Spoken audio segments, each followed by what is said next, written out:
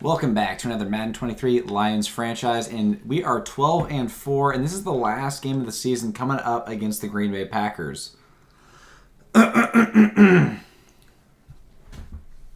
normally you'd like a game like this to be a little bit more climactic. The Packers actually have no chance of making the playoffs. Looking at the playoff picture, right now the 7th seed is the Rams, the Eagles are the 6th seed, and the Buccaneers are the 5th seed. No NFC North team has a chance of making the playoffs outside of course, us. We have the first round bye.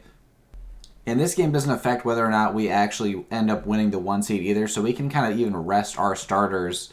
But if you guys don't remember, we actually got our butts kicked by the Packers in the first game that we played against them. We lost 37-20, I think. And so Kirk Cousins is trying to rally the troops, get revenge, and beat the Packers. That's the ultimate goal.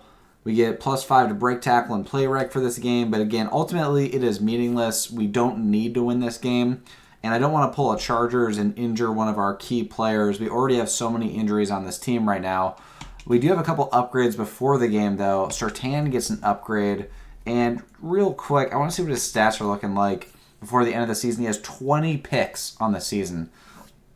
Last year, he had 8 interceptions, which was fantastic. This year, 20 picks is 6 higher than the record. And again, there's nothing that I changed about how he's playing. He just, now he's a 96 overall, about to be a 97. And, he's just the best corner in the league right now. Gets +2 to change of direction, press, tackle, +3 to play rec. Still only 23 years old is absolutely absurd. And he can only get better from here. He's almost maxed out, honestly, at 23. There's not much more he can get upgraded for. Isaiah Simmons has an upgrade. We're going to boost his run support.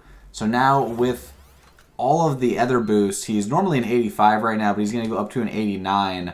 Still only star dev. I want to get him to superstar dev soon. Now, Jake Zimmer has another upgrade. We can get him to an 82 overall, but I want to boost his field general and see if this boosts his throw accuracy deep at all. It boosts his mid and his play action, unfortunately. But his stats right now are looking really good, too, for a rookie. 93 short accuracy is insane for a rookie quarterback. And 87 throw on the run, 84 break sack. His throw under pressure has gone up from 75 to 77. And with the boost, it's up to 79. So everything is in the green right now. Perfect. Kirk gets to come back in and kind of show us a little magic from the beginning of the season. He played the first game of the season, and he's playing the last game of the season. And if you guys don't know why, again, if you skip through it and just went straight to the gameplay, we are benching all of our starters in this game. And if this game, is really boring, again, it has no effect on our playoff standing, then we're probably just going to skip right through. But again, we just want to, give Kirk an opportunity to play. I'm going to go ahead and play it out. If it gets, again, really hard to watch, I'll just skip past it. And, we've got a number of backups that are in right now. But, yeah, I just want to make sure. Oh, almost an interception. I want to make sure not to have any, key injuries to our starters. We're already without Quentin Posey for some time. Juwan Johnson drops it. On 3rd and 10, in the gun, we got Cordarrelle. Cordarrelle, again, not a starter. He's our 3rd string halfback at the moment. Gonna toss this one up over the defense, and it can't get to Antoine Andrews. We're gonna have to punt it away. And Troy Anderson's doing a good job in his backup role, coming in and playing a little bit. He did not get a lot of PT all season long. But he's been a good soldier, not causing any problems in the locker room. When we first drafted him, we thought he was going to be our starting little linebacker. He is 6'4" and has 92 speed. He is that prototypical linebacker you'd like to see, especially as a user linebacker. But I just enjoyed using Christian Harris a little bit more. Back right corner of the end zone, and it's a touchdown over Zion McCollum. On the play action, bringing Cooper Kupp in motion. Again, don't really want to see him on the field all too much. Antoine Andrews, and it's going to be intercepted due to the pressure. Fast forwarding here, we're going to go at the end of the first half, scoring a touchdown. Kirk Cousins getting it over the middle to Juwan Johnson, and we are down 7-13. Another throw over the corner here to Antoine Andrews for another touchdown gives us the lead 14-13 over the Packers in the third quarter. But we struggled to score offensively, and we end up falling down 17-24. It is 4th and 10 with 14 seconds left. Again, this game has no bearing on our standings. That's why we benched a number of our starters, and Kirk couldn't get a throw off and ends up just throwing the football away. And despite the fact that we lost the game, Kirk did have an okay game, 2 touchdowns, 2 picks. Cordarrelle, 19 carries for 100 yards, so he had a very solid game. Antoine Andrews was by far our number 1 option receiving-wise. He finished with 9 catches for 100 yards and a TD. Juwan Johnson pitching in with 44 receiving yards. Cooper Kupp came in there and got a couple of catches as well. Defensively, we tried to have the bench play as much as possible, but DeMarcus Lawrence and Max Crosby ended up getting a couple of sacks. Even though we tried to bench everybody that was a starter, sometimes it's impossible with different substitutions and stuff like that. So after that game, we had a couple of upgrades, and we are going to go ahead and upgrade Moses Brackett up to a 71 overall and get just his playmaker upgraded. Again, just trying to boost his overall rating. And this boosts his juke, his short route, his spec catch, his awareness, and a number of other categories. Speed now up to 96, 95 excel. Carrying, not where I would like it to be, and his change of direction is not that great either. Now, looking at the playoff standings after that game, going into the playoffs, we are going to be playing the Buccaneers in the divisional round because we had that first round bye. And looking at the Buccaneers stats, Dak Prescott with 5,650 passing yards, 48 TDs, and 12 picks.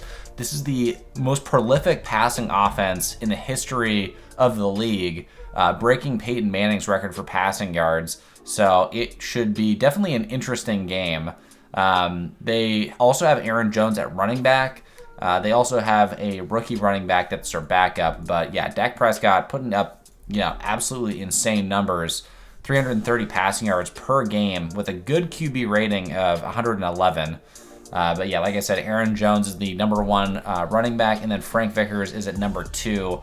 And we've played them once already, so we kind of know what to expect. But T. Higgins is the number 1 receiver. They also have Josh Reynolds, John Mechie, and Mark Andrews. All of them being above 1,000 receiving yards is insane. 4 receivers above the 1,000-yard mark is crazy.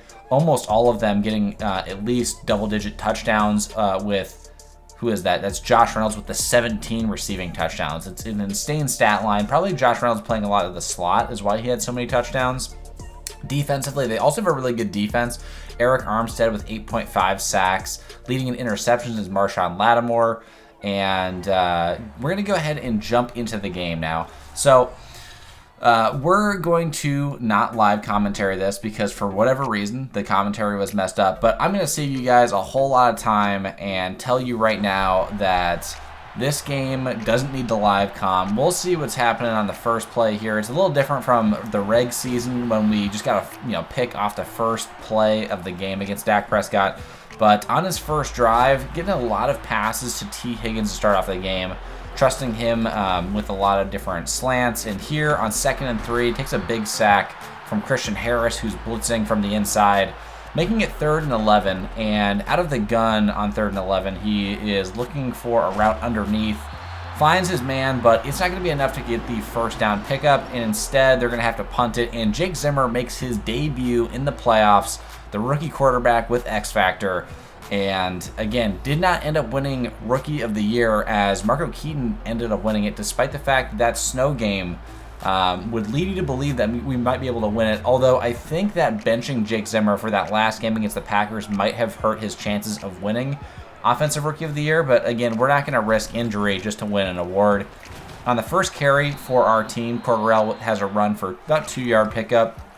And then we start getting into the run game quite a bit. We start getting creative with read options, triple options, pitches. And here Lionel Hebert picks up 9 yards on his first carry after receiving the pitch from Jake Zimmer. Running a little play action. And we have Cooper Kupp wide open on an out route. Kind of a little bit of a flood concept there. And then again, on 2nd and 10, dropping back and taking the sack, making it 3rd and 19. And on 3rd and 19... we have what I think is an open receiver on this play, but just an inaccurate pass from Jake Zimmer results in the interception. Also, it could have been a high point pass. It was just a regular bullet, and Williamson was just waiting there to make the easy pick. So first drive and first interception for Jake Zimmer. Got to get those playoff jitters out of there. On 1st and 10 on the ensuing drive for the Buccaneers, Dak Prescott ends up just throwing the ball out of bounds on 1st down. On 2nd down, they do a delayed handoff to Aaron Jones, who picks up a couple yards, making it 3rd and 7. On 3rd and 7, they're running some corner routes, they're running some crossers, and Christian Harris almost comes up with the interception, already with 1 pick. But watch this, Kenneth Murray recovers the fumble from Mark Andrews, and he takes it all the way back for the touchdown, setting the tone defensively for what we're going to be doing to the Buccaneers in this game. As, you know, look, Christian Harris misses the pick, and we think, oh man, they pick up the 1st down, that's a bummer, but we gang tackle, force the fumble, and it will stand. They didn't end up even reviewing this. I thought maybe his knee would be down, but no, Kenneth Murray on the recovery, able to outrun all the potential tacklers and score that fumble recovery for the touchdown. Here again, converting to John Mechie is Dak Prescott down the field on the post route.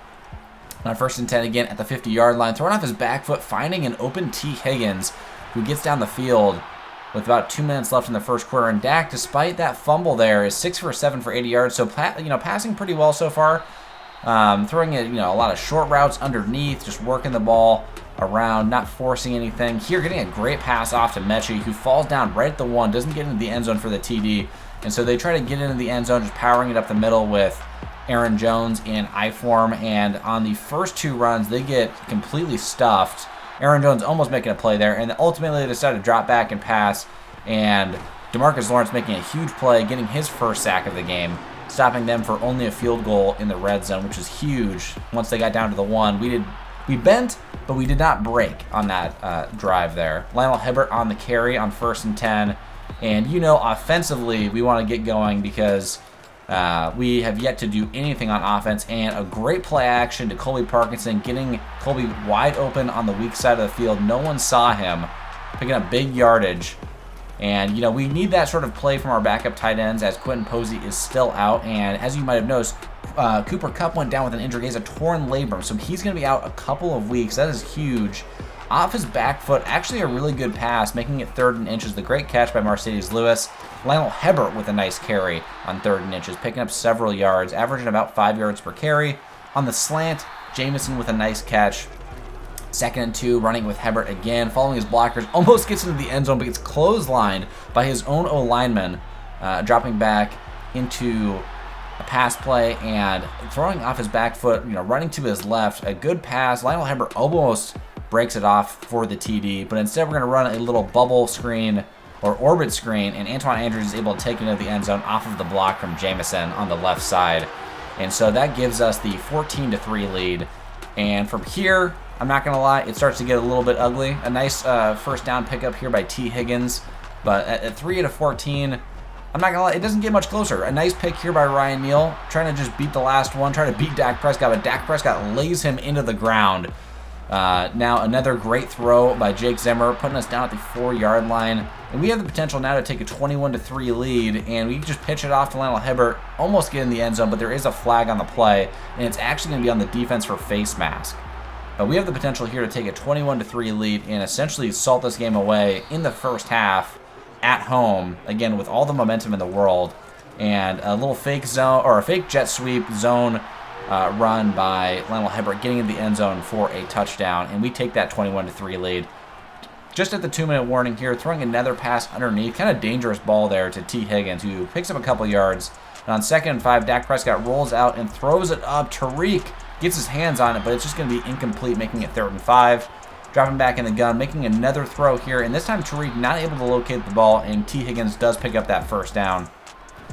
And right here is pretty much, I think, the dagger. 21-3. Patrick Surtain doing a great job on the comeback route, and he doesn't get into the end zone, but he gets down to the 20-yard line. Now that it's 21-3, our offense starts in their red zone. Hibbert doesn't make much happen on the 1st run play. On the next play, however, Jake Zimmer runs out of the pocket to his left and gets a couple yards, but fumbles the ball, and luckily it rolls out of bounds before the Buccaneers can gain possession. Throwing another pass here on 3rd and 6 on a post route to Jamison. It's going to end up being incomplete. They could not make that connection. And we take a 3-touchdown lead before the end of the 1st half. We actually started with the 2nd half with the ball. So on 2nd and 13, after that initial loss, we just have to throw the ball away, making it 3rd and 13.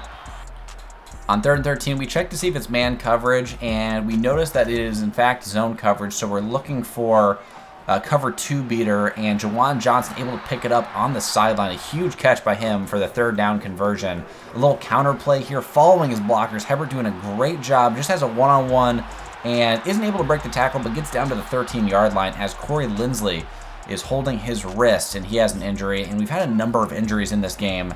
On the slant, though, forcing it into Calvin Austin, and instead, we did not notice Patrick Peterson there. A chance to basically put the game completely away. Ends with an interception, unfortunately. The second pick of the game by Jake Zimmer. On 2nd and 8, the Buccaneers starting from their own 5-yard line, just trying to get some first down pickups. Pharaoh Brown, though, holding his knee. A couple of injuries back to back to back there. 3rd and 4. Watching over the middle, but not able to pick up a stop as they pick up the first down. And now at the 32-yard line, another interception by Patrick Surtain, reading the play and jumping the route. And this time, celebrating a little prematurely, could have taken the pick 6. Almost had a pick 6 on the last one, but goes down at the 1. Doesn't matter, though. Jamison finishes the drive off for us from the 1 with the TD. Probably should have just gone in the end zone, but a little bit of showboating there from Patrick Surtain. He's kind of earned it with his 20 interception season, I can't lie. And we're going to jump way forward because, again, I don't want to bore you guys with the details if it's not live comm, and it was just a blowout. We are up 44-6 with a minute left, so this game is over. But Cordarrelle with an insane spin move, and, again, his best play of the regular season, the postseason, doesn't matter. Gets into the end zone for the punt return touchdown, and that is a statement game right there from this Detroit Lions defense. Again, we were playing the most prolific offense of all time in the Buccaneers, their passing offense. Having broken the record, we make Dak Prescott go 21 for 33, 0 touchdowns, and 5 interceptions. Jake Zimmer had an okay game for his first playoff game, 2 touchdowns, 75% completion percentage pretty much, but the 2 picks hurt. Hebert having a great game, 20 carries, 115 yards, 6 yards per carry, and 2 touchdowns. Jake Zimmer doing great on the ground as well. Aaron Jones completely boxed, 8 carries for 8 yards. Receiving-wise, John Mechie had a good game, didn't end up getting a touchdown. Again, they didn't have a single receiving touchdown. Calvin Austin doing a good job filling in. Again, Cooper Kupp going out early with an injury. Colby Parkinson also going down with an injury. Juwan Johnson and Jamison with some catches as well. Again, Cooper only had that 1 catch before going out of the game with the torn labrum. And we're going to have to wait and see how long that injury is going to last. Antoine Andrews getting only 1 catch for 2 yards, but that catch was for a touchdown. So again, an important single catch for him, despite the fact that it was just the 1 and it was for only 2 yards. Defensively, Ryan Neal led the way with tackles and had an insane game with 2 interceptions. Also leading the way in sacks, Trey Hendrickson and DeMarcus Lawrence each with 1.5, and then Christian Harris and Isaiah Simmons each with 1 of their own. Nate Vasher pitching in with half of a sack, an assisted sack. Surtain also with 2 interceptions along with Ryan Neal, and Tariq with 1 interception. So again, we completely boxed their passing offense, supposedly the best passing offense of all time, breaking the record for passing yards, 48 TDs, 12 picks. Is an insane season, I can't lie, but we came out there at home and destroyed that team. Jake Zimmer getting an upgrade, and we're going to boost his scrambling up to an 83, getting him throw accuracy short, throw accuracy mid, throw under pressure. And now he is, again, look at his stats. His throw power is very high. His break sack is pretty good. His under pressure is not into the 80s yet, but it's getting pretty good. Again, we want to get that boosted up. That's where a lot of our picks come from when we're throwing under pressure and we get some inaccurate passes. Lionel Hebert getting another upgrade, upgrading his power back, and that's going to boost his trucking, break tackle, and awareness. And he is up to a 77 overall. We still don't know what his dev is, but if you look at the stats, the only thing we'd want to see upgraded is his spin move and his juke and things like that. But in terms of being just a pure power back, he is fantastic. His break tackle, his strength, all those other categories are great. Stephen Murphy getting an upgrade as well, despite not really playing in the game. Gets a receiving back upgrade. Again, that's what he's mainly good at. His elusiveness is okay as well. His power back is never going to be above 60, I don't think, at 5'5". Looking at the injuries after the game, DeMarcus Lawrence ended up going out of the game with an upper arm fracture, out for 3 weeks. That is almost a playoff-ending injury. Cooper Kupp out for 4 weeks, and then we had a couple other major injuries. So we are hurt, despite the fact that we are, beating the Buccaneers 51-6. we are limping into the NFC Conference Championship game. I hope you guys are excited about this game coming up, as it will be live commentary, so look forward to that. And yeah, I hope you guys enjoyed listening to this commentary, despite the fact that it was post-game commentary. Hope to see you guys in the next video. Make sure to subscribe if you haven't already, and peace, you guys.